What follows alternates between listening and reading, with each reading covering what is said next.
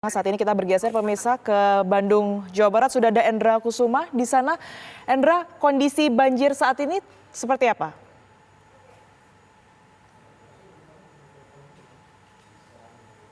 Ya, Tiara dan pemirsa TV One dapat saya kabarkan ya, kondisi banjir saat ini memang sudah mengalami penurunan debit yang kemarin memang ketinggian di sekitar 50 cm dan sekarang sekitar 30 cm.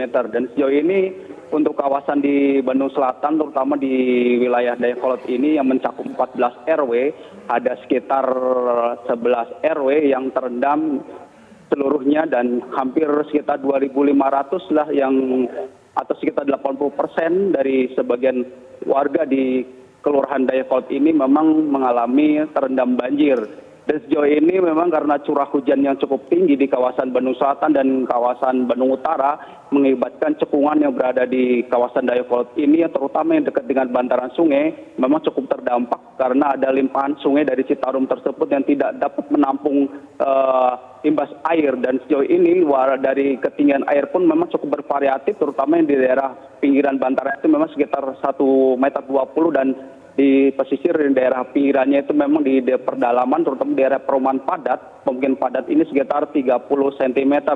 Dan untuk sebagian warga pun memang karena memiliki lantai 2 dan mereka sebagian besar kalaupun tidak banjir tidak tinggi memang memilih bertahan di rumah dan hanya sekitar 5-11 kakak aja yang bertahan di pengungsian aula Kelurahan Dayakolot. Mungkin itu sementara, Tiara.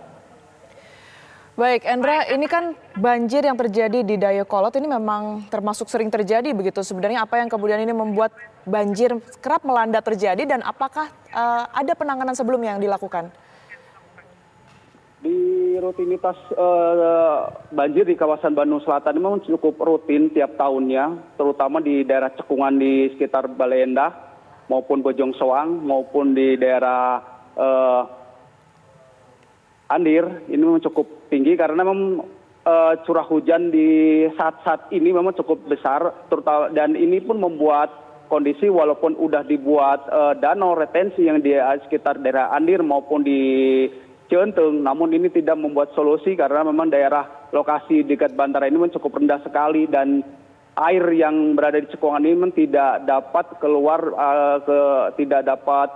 dari daerah Citarum tersebut. Mungkin itu, Tiara.